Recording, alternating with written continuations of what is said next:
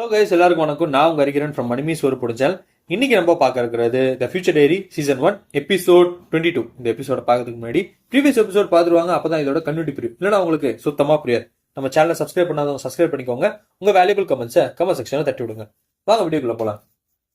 இந்த எபிசோட ஸ்டார்டிங் சீன்ல என்னன்னு பாத்தீங்கன்னா, நம்ம ஹாரு வந்து இந்த கடவுள் கிட்ட ஒரு விஷயத்த கேட்டிருப்பான். என்னன்னு சொன்னா, யூகிக்கு இந்த பவர் எல்லாமே கிடைச்சா அவனால வந்து எந்த அளவுக்கு ஒரு சீக்வன்ஸ் பண்ண முடியும், அவனால வந்து இது வரைக்கும் நடந்த இன்சிடென்ட் எல்லாத்தையும் அன்டூ பண்ண முடியுமா அப்படின்னு ஒரு விஷயத்த கேட்டிருப்பான். இதை கேட்ட அவரு செம்ம இம்ப்ரெஸ் ஆயிருப்பாரு.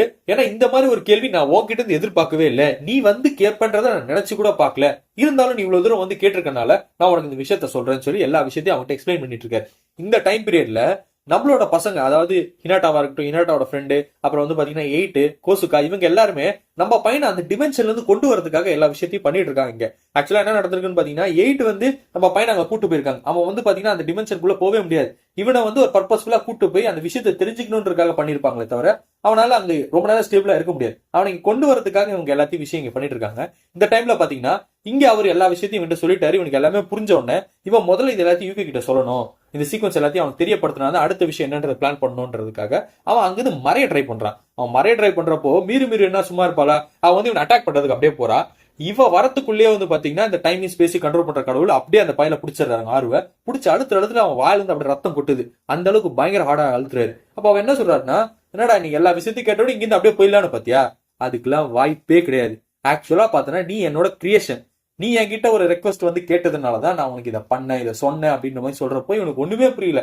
என்னையா அது, நான் உன்னோட கிரியேஷனா, என்னையா சொல்ல வர அப்படின்ற மாதிரி சொல்லி நம்ம பைபிள் யோசிச்சுட்டு இருக்கான் ஹாரு. அப்பதான் அவர் எல்லாத்தையுமே எக்ஸ்பிளைன் பண்றாரு. என்னன்னு பார்த்தா, அவர் இவ்வளவு நாளா வந்து பாத்தீங்கன்னா இந்த உலகத்துல நடக்கக்கூடிய எல்லா விஷயமும் அவருக்கு வந்து அப்டேட் ஆயிட்டே இருக்கும். அவருக்கு எல்லாமே தெரியும் என்ன நடந்தாலுமே இந்த உலகத்துல.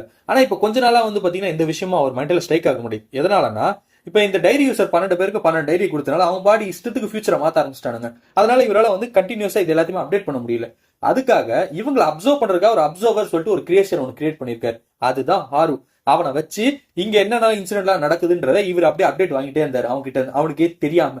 சோ இதெல்லாம் கேட்டோன்னு இவனுக்கு ஒண்ணுமே புரியல. என்னடா இது, இவ்வளவு நாளா நான் வந்து ஒரு கடவுளுக்கு ஒரு பப்பட்டா தான் இருந்தேனா, எனக்கு தனியா மூளை இல்லையா, என்னையா இந்த ஆளு சொல்றான் அப்படின்ற மாதிரி சொல்லி நம்ம பைபிள் யோசிச்சுட்டு இருக்கான். அப்ப அவர் ஒரு விஷயத்த சொல்றாரு. என்னன்னா, உன்னோட பர்பஸ் இந்த உலகத்துல இருக்கிறது முடிஞ்சு போச்சு, இதுக்கப்புறம் உன்னால இதுக்கப்புறம் வாழ முடியாது, நானும் இறக்க போறேன், நீ என் கூட சேர்ந்து இறந்து போற அப்படின்ற மாதிரி சொல்லி அவன் உடம்பு கொஞ்சம் கொஞ்சமா அப்படியே ஒரு மாதிரி டஸ்டா மாதிரி போயிட்டே இருக்கு. இதை பார்த்தோன்னா அவனுக்கும் புரியல. என்னடா அது, நம்ம வாழ்க்கையில எதுவுமே அச்சீவே பண்ணல, எதுக்குள்ள வந்து டக்குனியா வாழ்க்கை எல்லாமே முடிஞ்சு போச்சு, இது எல்லாத்தையுமே டஸ்ட் ஆக்குறேன்றாரு, என்னடா நடக்குது இங்க அப்படின்ற மாதிரி சொல்லி நம்ம ஆறு ரொம்ப ஒரிடா இருக்கான். அப்ப ஆனாலும் அவர் ஒரு விஷயத்த என்கிட்ட சொல்றாரு.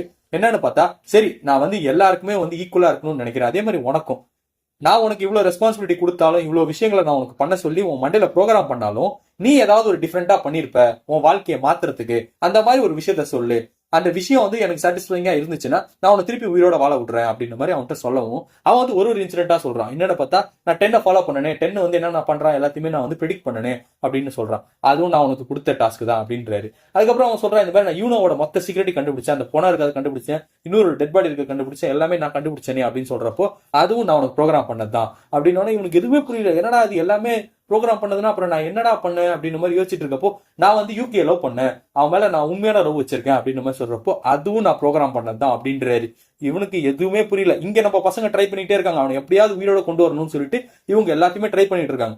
கொஞ்ச நேரம் என்ன ஆகுதுன்னா, என் உடம்பு மொத்தமா அப்படியே டஸ்ட்ல அப்படியே போயிட்டே இருக்கு, வேற அவன் கை மட்டும்தான் இருக்கு. அந்த டைம்ல என்ன ஆகுதுன்னா, அவன் கையில ஒரு போன் வந்துருது.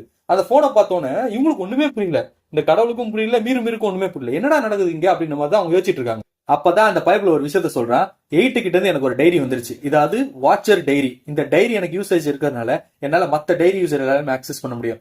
மேபி நீங்க வந்து என்ன உருவாக்கி இருக்கலாம், உங்களோட தாட் ப்ராசஸ் தான் எனக்கு எல்லாமே இருக்கு. ஆனா இதுக்கப்புறம் என் லைஃப் நான் தான் வாழ போறேன், நான் எப்படியாவது இப்ப யூகே காப்பாத்தான் போறேன் அப்படின்னு மாதிரி ஒரு விஷயத்த சொல்றப்போ, டே உன்னை நினைச்சா எனக்கு ரொம்ப பெருமையா இருக்குடா, நீ ஏதோ ஒரு சேஞ்சஸ் பண்ணுன்றதா நீ நினைக்கிற, இந்த ஃபியூச்சரை திருப்பி இன்னொரு புது ஃபியூச்சரா மாத்தணுன்றதா உன்னோட தாட் ப்ராசஸாவே இருக்கு, போய் பண்ணு, ஆல் த பெஸ்ட் அப்படின்ற மாதிரி சொல்லி அவனை அனுப்பிச்சு வைக்கிறாரு.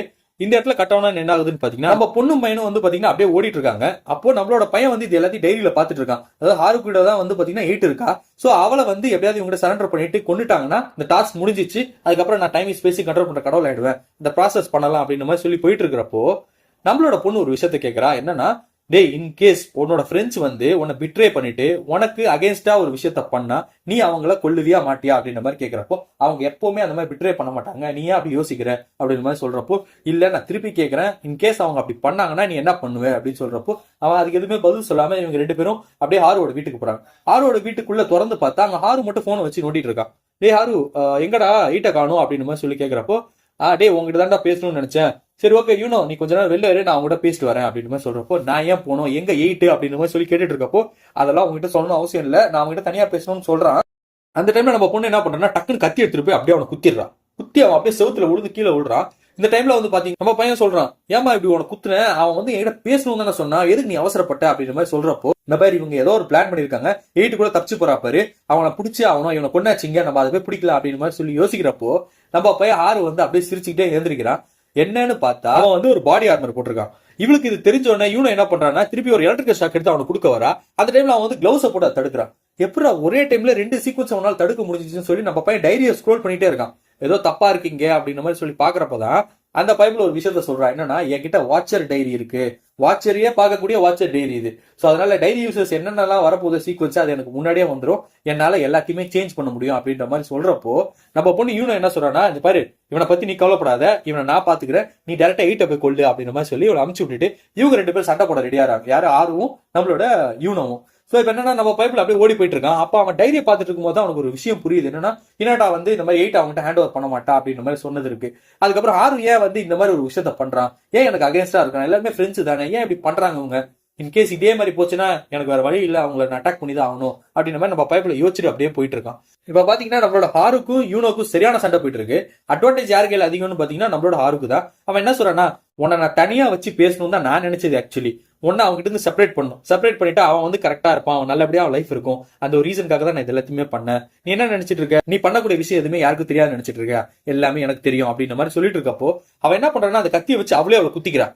எதுக்கு நீ லூஸ் மாதிரி பண்ற அப்படின்ற மாதிரி சொல்றப்போ, எனிஹா உன் டைரியை வச்சு என்னால சண்டை போட முடியாது, நீ தான் பவர்ஃபுல்லா இருக்க போற, இருந்தாலும் என்னால உன்னை எதிர்க்க முடியும், அதுக்கு எனக்கு ஒரு ஆப்ஷன் இருக்கு. இன்கேஸ் நான் இங்க இறந்து போயிட்டேன்னா உங்களாலதான் நான் இறந்து போயிட்டேன்றதுக்காக யூகே என்ன பண்ணுவோம், உங்க எல்லாருமே சாவடிச்சிருவான், அவன் கடவுளாயிடுவான், பரவாயில்ல அது எனக்கு போதும் அப்படின்ற மாதிரி சொல்லி பயங்கர ஈவலா ஒரு விஷயத்த சொல்றான். இதை கேட்டவன உனக்கு ஒண்ணுமே புரியல, அட பைத்தியக்காரன் நாயே அப்படின்ற மாதிரி சொல்லிட்டு அவன் அங்கிருந்து ஓடுறான் போய் நம்மளோட பையனை காப்பாத்துறதுக்காக. இப்ப என்ன ஆகுதுன்னு பாத்தீங்கன்னா, நம்ம பையன் வந்து ஹினாட்டா மீட் பண்ணி அவர்கிட்ட ஒரு விஷயத்த சொல்றான். என்னன்னா, 8 என்கிட்ட ஹேண்ட் ஓவர் பண்ணுங்க, அப்பதான் அவளை என்னால கொல்ல முடியும், அதுக்கப்புறம் நிறைய சீக்வன்ஸ் நான் பண்ண வேண்டியது இருக்கு அப்படின்ற மாதிரி சொல்றப்போ அவ வந்து முடியாதுன்றா. இன்கேஸ் நீ அவளை கொன்னா கூட எந்த சீக்வன்ஸும் சேஞ்ச் ஆக முடியாது, உன்னால எதுவுமே பண்ண முடியாது அப்படின்ற மாதிரி சொல்றப்போ, அது ஏன் பண்ண முடியாது சொல்ற, நான் டைமையும் ஸ்பேஸையும் கண்ட்ரோல் பண்ற கடவுள் ஆயிட்டேன்னா என்னால எல்லாத்தையுமே மாத்த முடியும் அப்படின்ற மாதிரி சொல்றப்போ அவ ஒரு விஷயத்த சொல்றா. ஆக்சுவலா ஹார்வே போய் அவள்கிட்ட பேசிட்டான்டா அந்த கடவுள் கிட்ட. அவரு என்ன சொன்னார்னா, நீ இன்கேஸ் கடவுளா மாறினா கூட உன்னால செத்தவங்க யாரையும் உயிரோட கொண்டு வர முடியாதுன்னு சொல்லிட்டாங்க அப்படின்னு சொல்றப்போ இவனுக்கு அப்படியே பதறுது. என்னடா சொல்றீங்க, இவனும் எல்லாத்தையுமே சொன்னாலே இந்த மாதிரி என்னால மாத்த முடியும்ட்டு, அப்படின்னா நீங்க இப்படி சொல்றீங்கன்னு சொல்லி அவனுக்கு ஒரு மாதிரி பதறுது, ஒரு மாதிரி அன்கம்ஃபர்டபுளா ஃபீல் ஆயிட்டு இருக்கான். அப்ப அவன் சொல்ல ஹினாட்டா வந்து இதுக்கு அகேன்ஸ்டா தான் பேசிக்கிட்டே இருக்கா. உன்னால இது மாதிரி எதுவுமே பண்ண முடியாது அப்படி சொல்றப்ப இவன் கன் எடுத்து நீட்டுறான். இப்ப நான் உங்ககிட்ட தெளிவா சொல்றேன், அவளை என்கிட்ட ஹேண்ட் ஓவர் பண்ணு, அவளை நான் கொண்டு ஆகணும் அப்படின்னு மாதிரி சொல்லி அவளை வந்து சுடுறதுக்கு ட்ரை பண்ணிட்டு இருக்கான். அந்த டைம்ல தான் வந்து பாத்தீங்கன்னா நம்ம பைபிள் ஹார் வந்து அங்கிருந்து ஓடி வந்துட்டு இருக்கான். அப்ப என்ன யோசிக்கிறான்னா, இன் கேஸ் அவனுக்கு வந்து யூனோ செத்து போயிட்டா அப்படின்னு தெரிஞ்சிச்சுன்னா அவன் வந்து பைத்தியக்காரத்தனமா ஏதாவது பண்ற போறான்னு சொல்லிட்டு போன் எடுத்து அவன் கால் பண்ண ட்ரை பண்ணிட்டு இருக்கான். அப்படி பண்றப்ப லைன் பிஸி ஆயிட்டே இருக்கு. இந்த நேரத்துல யாருக்கிட்ட அவன் பேசிட்டு இருக்கான் அப்படின்ற மாதிரி சொல்லி யோசிச்சுட்டு இருக்க நேரம், ஒருவேளை யூனோ கிட்ட பேசிட்டு இருப்பானோ அப்படின்ற மாதிரி சொல்லி யோசிக்கிறான். அந்த டைம்ல பாத்தீங்கன்னா அவனுக்கு ஒரு கால் வருது. யாருக்கிட்ட, யூனோ கிட்ட இருந்து. யூனோ என்ன சொல்லிட்டு இருக்கான்னா, இந்த மாதிரி என்ன வந்து ஆறு கொல்றது ட்ரை பண்றான், என் மேல உடம்பெல்லாம் ரத்தமா இருக்கு, என்னால என்ன பண்றதுனே தெரியல, நான் என்ன நேரத்துல இறந்துருவோம் போல இருக்கு, அவங்க எல்லாம் பிளான் பண்ணது இதுதான், உன்னை கொல்றதுக்கு தான் பிளான் பண்ணிருக்காங்க, முதல்ல அவங்க எல்லாருமே சுட்டு கொல்லு அப்படின்னு மாதிரி சொல்லிட்டு இருக்கும் போது இவனுக்கு என்ன பண்றதுனே தெரியல, மண்டையெல்லாம் அப்படியே வலிக்குது. இவ்வளவு நாளா ஃப்ரெண்ட்ஸா இருக்கக்கூடிய நீங்களே வந்து இப்படி ஒரு விஷயத்த பண்றீங்களே, எதுக்கு ஹாரு வந்து அவளை கொல்றதுக்கு ட்ரை பண்றான் அப்படின்னு மாதிரி சொல்லி ஹினாட்டா கேட்டு இருக்கான். டே பைத்திய மாதிரி பேசாதடா, அந்த மாதிரி எதுவுமே நடக்கல, லூசு மாதிரி பேசாதன்னும் போது நீ இது வேலைக்கு போ அப்படின்னு மாதிரி சொல்றான். அவன் கேட்கற மாதிரி இல்ல, அதனால அவளை அப்படியே சுட்டுறான். அவ அப்படியே சுட்ட குண்டோட அப்படியே கீழே விழுந்துறான். விழுந்தப்ப இவனுக்கு தோணக்கூடிய தாட் எல்லாமே என்னன்னா, அவளை ஈட்ட கொல்லணும், அதுக்காக என்ன வேணா பண்ணலாம்னு சொல்லிட்டு அவன் அப்படியே ஏறி போயிட்டு ஈட்ட கொல்லத்துக்கு போயிட்டு இருக்கான். அப்படி போறப்போ ஹினாட்டாவோட ஃப்ரெண்டு இதை கேட்டோன்னே, அதாவது ஹினாட்டா இறந்து போறதை கேட்டோன்னே அவளுக்கு என்ன பண்றதுனே புரியல. அவ டைரக்டா வந்து என்ன சொல்றான்னா, டேய் நீ ஏன்னா இப்படி லூசுத்தனமா பண்ணிட்டு இருக்க, அவ உனக்காக எவ்வளவு சப்போர்ட் பண்ணிருந்தா தெரியுமா, அவங்க அப்பா இறந்தப்ப கூட ஆறுதலா பேசின நீதான் உலகம் நினைச்சிட்டு இருக்கா, உன் கூட எப்படியாவது க்ளோஸ் ஆகணும்னு நினைச்சிட்டு தான் அவன் இவ்வளவு விஷயத்துமே பண்ணிட்டு இருக்கா, ஆனா நீ என்னடா இப்படி இருக்க, நீ எல்லாம் உயிரோட இருக்க லாய்க்கலடான்னு சொல்லி கல் எடுத்து அடிக்க வரப்போ அவளை அப்படியே அவளையும் சுட்டுறான். அவளை அப்படியே கீழே வந்துடுறான். இதை பார்த்துட்டு இந்த கோசுக்கு அப்படியே நடந்து வரான். நம்ம பைபிள் என்ன சொல்றேன்னா, என் கண்ணில் ஆல்ரெடி நிறைய புல்லட் இருக்கு, நீ தேவையில்லாம எதுவும் ஒம்பளுக்காத, ஒன்னி நான் சுட்டுருவேன் அப்படின்னு மாதிரி சொல்றப்போ, நான் ஏன்னா அவனை டிஸ்டர்ப் பண்ண போறேன், நீ என்ன பண்றியோ பண்ணிக்கோ போ அப்படின்னு மாதிரி சொல்லிட்டு அந்த பைபிள் அப்படியே நவுந்து போயிட்டு இருக்கான். அப்ப அவன் என்ன சொல்றான்னா, நீ வந்து பொம்பளை மாதிரி பண்ணிட்டு இருக்கடா, ஒரு ஆம்பளை மாதிரி நடந்துக்க தெரியல, உன் ஃப்ரெண்ட்ஸ்ரா இவங்க, அவங்கள போய் நீ கொண்டுட்டலன்னு சொல்லிட்டு அவனை அப்படியே போய் அடிக்க போறான். அடிச்சு அவன் அப்படியே கழுத்தை பிடிச்சு தூக்குறான். நீ எல்லாம் ஒரு ஃப்ரெண்டாடா, உனக்காக தான் நாங்க இங்க போராடிட்டு இருக்கோம் அப்படின்னு மாதிரி சொல்றப்போ அவனையும் சுட்டுறான். சுட்டோன்னு இவன் அப்படியே கீழே விழுறான். அப்ப அவன் என்ன சொல்றான்னா, நீ எல்லாம் எங்களுக்காக அழுகுறதுக்கு எந்த அருகதையும் கிடையாதுடா நாயே அப்படின்னு மாதிரி சொல்லிட்டு அவன் அப்படியே மயக்கப்பட்டு வந்துடுறான். இவன் என்ன பண்றான், எல்லா கண்ணையும் எல்லாத்தையுமே தொடச்சிட்டு அப்படியே அங்கிருந்து போறதுக்காக ட்ரை பண்றான். அந்த டைம்ல தான் வந்து அவனோட தாட் ப்ராசஸ் என்னவா இருக்குன்னா, 8 கொண்டுட்டு உங்க எல்லாரையும் நான் திருப்பி உயிரோட கொண்டு வரேன் அப்படின்னு மாதிரி சொல்லிட்டு அப்படியே போயிட்டு இருக்கான். அந்த டைம்ல நம்மளோட ஹாரு உள்ள வரான். ஹாரு என்ன சொல்றான்னா, நீ உன் ஃப்ரெண்ட்ஸையே நீ கொண்டுட்டல, எனக்கு புரியுது, உன்னை வந்து அவ ரொம்ப மேனிபுலேட் பண்ணிட்டா, எனக்கு கிடைச்சிச்சு ஒரு சான்ஸ் அவளை கொல்றதுக்கு, ஆனா நான் அவளை கொல்லாம விட்டுட்டேன். இருந்தாலும் என் டைரியில ஒரு சீக்வன்ஸ் இருக்கு, என்னன்னு பார்த்தா இன்னும் கொஞ்ச நேரத்துல நான் அவளை கொண்டுடுவேன், அதுக்கப்புறம் உனக்கே எல்லா விஷயமே புரியும் அப்படின்னு மாதிரி சொல்றப்போ, நீ எதுவும் தேவையில்லாம பண்ணாதரா அப்படின்னு மாதிரி சொல்லி அவனை சொல்றதுக்கு ட்ரை பண்றான். ஆனா கன்னுல புல்லட்டே இல்ல, டக்குன்னு கேக்குது. உன்னால என் உயிர் எடுக்க முடியாது யூகி அப்படின்ற மாதிரி அவன்கிட்ட சொல்லிட்டு இருக்கும் போது, இங்க நம்ம பொண்ணு என்ட்ரி கொடுக்குற கத்தி எடுத்துக்கிட்டு.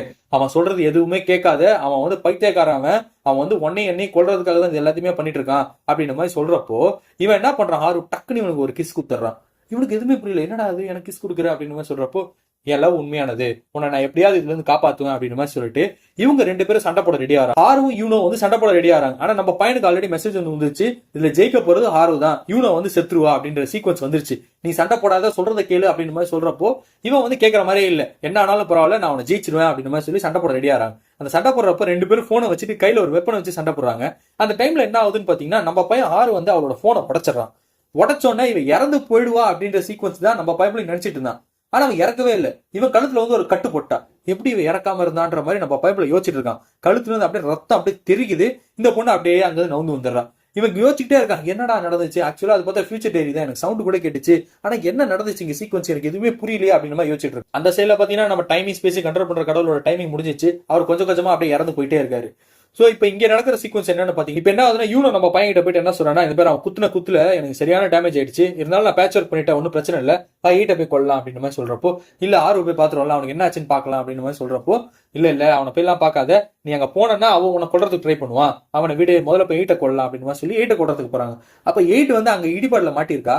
அவன் என்ன சொல்றான்னா, இந்த பாடுறா, நீ இன் கேஸ் வந்து கடவுள் ஆயிட்டனா, இந்த சின்ன பசங்க அனாத பசங்க அவங்க எல்லாருக்குமே நல்லது நினை, நல்லதே பண்ண அவங்களுக்கு, அது மட்டும் நீ பண்ணாலே எனக்கு போதும் அப்படின்னு மாதிரி சொல்றப்போ அவளையும் கொண்டுறாங்க.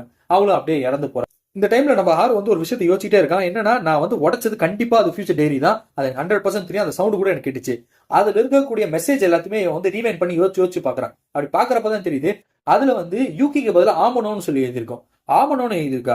ஆக்சுவலா யூகியோட பேர் வந்து பாத்தீங்கன்னா யூகி ஆமனோ, அவங்க அப்பாவோட பேரும் சேர்த்துதான். ஆனா அவ வந்து ஆக்சுவலா யூகின்னு தான் சேவ் பண்ணிருப்பா நம்மளோட யூனோ. ஆனா இது எப்படி ஆமனோன்னு வந்துச்சு இதுல அப்படின்ற மாதிரி சொல்லி அவன் யோசிச்சு பாக்குறான். இந்த வீட்டுல பாத்தீங்கன்னா 3 பணம் இருந்துச்சு, 3 பணத்துல வந்து ஒரு பணம் வந்து பாத்தீங்கன்னா அது யூனோ தான், மத்த 2 அவங்க அம்மா அப்பா.